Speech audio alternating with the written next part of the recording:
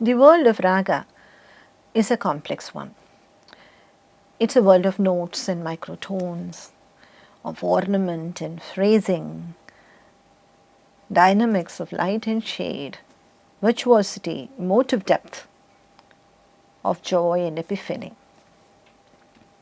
There is a range of things that can be said of a raga and its performance. We can say things like, for instance, the raga that we just heard, Rag Durga. We can say things like the note ga is not allowed in Durga. And also we can say that Rag Durga is sung in the second part of the night, the second prahara of the night. We can also say things like Rag Durga has angular phrases and it has very zigzag movements. And of a performance of Rag Durga, we can say things like the bandish was beautiful, or that it was very tuneful, surila, or that it was very virtuosic, or that a certain stylistic or a gharana, features of a certain gharana were there or not there. All these things we can say of a performance of Rag Durga. And we can also say the most important and elusive thing, that it created rang, or that Rag Durga descended. The deity of that rag descended and sparkled in the performance. Now there is a range of epistemic thrust in these various statements that we can make about the Rag Durga in its performance from the verifiable to the unverifiable. Now, as a matter of fact, Rag Durga does not have Ga, and Rag Durga is explored in a very zigzag manner, that is the chalan of the raga. But to talk of Rang, or to talk of the deity of the Rag Durga descending, that is clearly of a very different level, right? But both these kinds of sentences are very much part of this world. The point here is that Raga, the world of Raga, is very complex. There is, of course, the melodic aspect, right? That we have the melodic elements, swaras, ornaments, phrases, and so on, rules regarding their use. There is the performance aspect of it, which is a world in itself, which involves mastering the techniques of presentation, right? You have to master the raga, that's one thing, but how you present it, that is a different animal altogether. And ultimately, all this is for an aesthetic outcome. So, the world of raga has all these three aspects.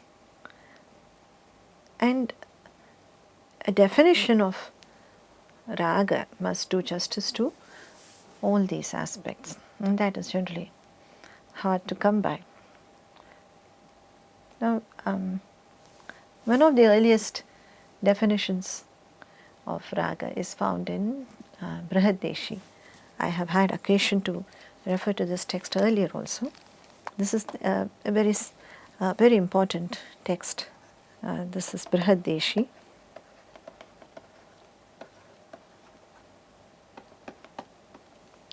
Which was written by Matanga Muni somewhere in the 7th or 8th century of the Common Era. And this is where we find one of the earliest definitions of raga. Though raga, the word raga is found in much earlier texts also, even in Natya Shastra, but you see, raga, it's one of those things that has evolved and changed considerably. The very idea of raga, what raga is, that itself has undergone changes through the centuries. And the definition that we find in Brihadeshi, first he talks about the vyutpatti of the word raga. Vyutpatti is etymology.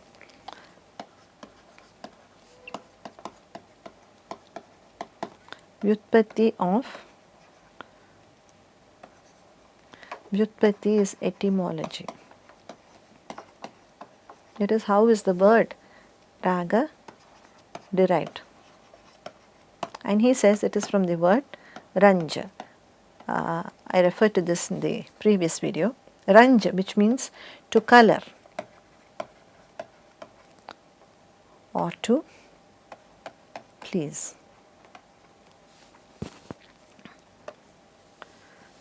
So he says this, Ranjanat jayate rago vyutpattihi samudakritah ityevam raga shabdasya vyutpattir abhidhiyate. And that is, raga is born from the act of coloring or delighting, and this is said to be its etymology. And then we have the famous definition, one of the most widely quoted definitions of raga is this, Yoyam dhvani visheshastu swara varna vibhushitah ranjako janachittanam ragah katyate budhaihi. That which delights the minds of people. Ranjako janachittanam. Through swaras and varnas, embellished by swaras and varnas. That is swara varna vibhushitah. Varna is melodic movement. Swara, of course we know what swara is, notes, and varna is movement. When melodic movement, you can either go up or you can go down or you can stay in one pitch, or you can have a combination of these three. That is varna. Arohi, avrohi, sthai and sanchari. These are the four varnas. So, I mean, quite obviously, what else can you do, right? Melodic movements, these are the 4 melodic movements possible. Either you can sing the same pitch, or you can have ascending phrases or descending phrases, or a combination of these. Now this, that is that which delights the minds of people through embellishment by swaras and varnas. That is said to be raga by the wise. Raga katyate buddhaihi. Now raga, basically, as I said, it means color, it means passion. So it is, as applied to music, a musical entity, it is a metaphor. And since then, since this metaphor, there have been many more metaphors, many more analogies with people trying to define raga adequately. Now some have drawn the analogy of chess, right? In a game of chess, we have different coins, we have different pieces, and each piece has a certain way of moving, right? It can't move in any way, and it has certain powers because of that, the way it moves. So also in raga, we have swaras, and they have different powers, and they move, the phrases move in different ways. So we have moves that are forbidden, and so on. Another analogy is ragas are spoken of as spaces for melodic motion. There is knowing a rag. Knowing a raga is knowing its paths. It is simply moving up and down the scale of a raga, flattens it, right? There is no texture then, and that is not the raga. So now each of these metaphors takes care of one or the other aspect of raga. It's hard to capture all of them. For instance, here, this analogy addresses the presenting of raga. Here the analogy goes like this, that presenting a raga is like oration. You perform, you practice various elements of the performance, and then when you actually perform, you bring them all together. Now, to some extent, we practice the compositions, we practice elements of our improvisation, dance, and various things, and we do bring it together in performance. And in that sense, yes, it is like oration. And another analogy is that every raga is like a melodic seed. It's a seed, it's an idea of a melody. And this, when it is nurtured, it evolves into or it grows into a beautiful musical form. Now, just as if you sow a mango seed, you can't get a banyan tree.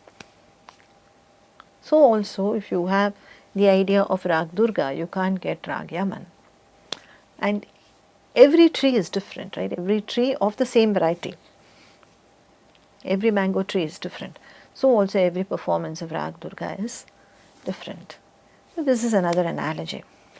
And then we have this metaphor, this analogy that raga is a melodic recipe. It's like a recipe. Adrian McNeill in a recent essay has argued that a more accurate depiction of raga would be one that can equally accommodate its technical, performative and aesthetic dimensions, and these dimensions can be mapped on to the way a typical recipe of a North Indian dish works. Every recipe mentions the ingredients, how to use them, in what proportion to use them, how to cook them. And all these we can think of as having counterparts in raga, right? We have swaras, which are the ingredients, how the strength of each swara, how to use them, and so on. And most importantly, finally, the point of the whole dish is that it should be savored, right? It should be relished. So also the point of performance is that it should be relished. So there is the link to this essay is given at the end of the lesson. Those of you who are interested, you can read it. So we have a recipe, right? The recipe of a dish. So also we have the raga lakshanas. But then the actual cooking of the dish is a different deal altogether. It's not just enough that you know the ingredients and the recipe. It's not enough that you have the ingredients and you know the recipe. Translating it into a palatable dish is a different task altogether. So also you may know the raga lakshanas and all that, but to actually perform it effectively is a different matter. And finally, what is the outcome? Right? Everything is taken care of in this analogy, Adrian McNeill claims. It's certainly an interesting essay to read. Now, let us look at a definition of, or a description of raga by Deepak Raja. It's a conversational kind of definition. It's not a very formal definition. He says, Deepak Raja is a leading writer on Hindustani music. Even a casual listener is aware that the word raga is used to describe the melodic facet of a piece of music. He also knows that a raga is not a precomposed melody. The same raga performed on different occasions can sound entirely different while yet retaining a strong basis in familiarity. She also knows that there are hundreds, perhaps thousands of ragas in circulation, and that experienced listeners can distinguish one raga from others. From this, most listeners can infer that a raga is broadly a melodic structure, tight enough to remain distinct and identifiable, and yet loose enough to form the basis for considerable individual freedom.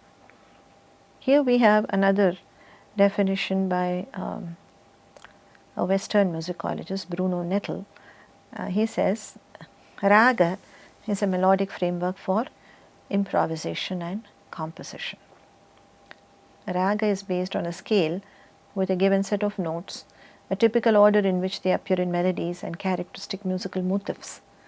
By using only some notes, by emphasizing certain degrees of the scale, and by going from note to note in ways characteristic to the raga, the performer sets out to create a mood or atmosphere, rasa, that is unique to the raga in question.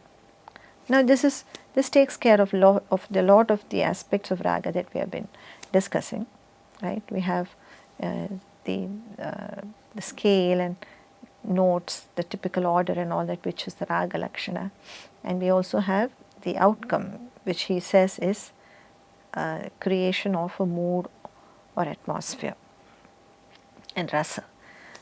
Now rasa is a technical word, really. It's a charged word, and it is problematic when applied to anything outside its original field of application, which is theatre and literature. It is a very, very technical concept, and when applied outside that world of theatre and literature, it is a very casual application, and it suggests a heightened sense of emotion and aesthetic experience, that sort of thing. But it's best to avoid the word rasa outside these fields of theatre and literature. But moods, you see, many definitions of raga, especially by Western musicologists, they include reference to moods. Now, see, all music evokes moods, right?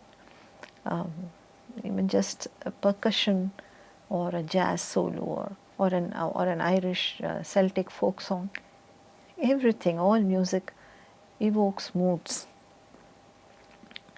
And you see, what does it mean to talk of moods? Mood is different from emotion, right? One of the basic things about basic differences between mood and emotion is that emotion is associated with bodily behavior, whereas moods are not necessarily associated with bodily behavior. So when you say a person is moody, you're just saying that we don't know what's going on with him or her. If a person is sad, then the person will have that expression, some bodily behavior to suggest that she is sad. But when you say a person is moody, you're just, not saying anything specific. So now you see, music can evoke in us mysterious states, and it does create a mood, right? Though our inner world is touched, we don't go about expressing it in any, not always at least. It does create a mood, one can say that, definitely. But why do we mention it specifically in the case of raga? It's an interesting, it's a question that I leave you to think over. Now when you listen, certainly to say that every raga, each raga is associated with a unique mood, that seems very problematic to me. When you listen to a raga performed by different musicians on different occasions, does it always evoke the same mood, the same unique mood? I wouldn't think so. And this is not something, for instance, when a musician is performing, we are not concerned about the mood that we are creating. The mood should be created as a collateral, it's a bonus. We are only concerned with presenting the raga. So also when a master teaches the raga, they very rarely, if at all, do we talk about mood of the raga and how we may create it. Because it is music, of course it will create moods. But that is not something that merits a mention when you define rag. We do speak of bhav. The raga bhav is different. Bhav as in emotional suffusion. That we do. But it is quite absurd to map every raga to one particular mood.